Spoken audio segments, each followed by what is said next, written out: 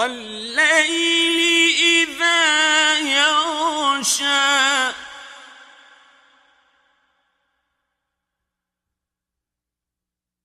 وَالنَّهَارِ إِذَا تَجَلَّىٰ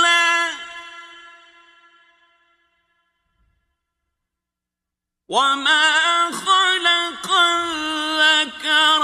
وَالْأُنثَىٰ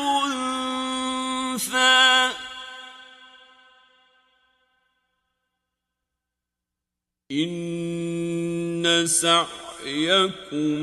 لَشَتَّىٰ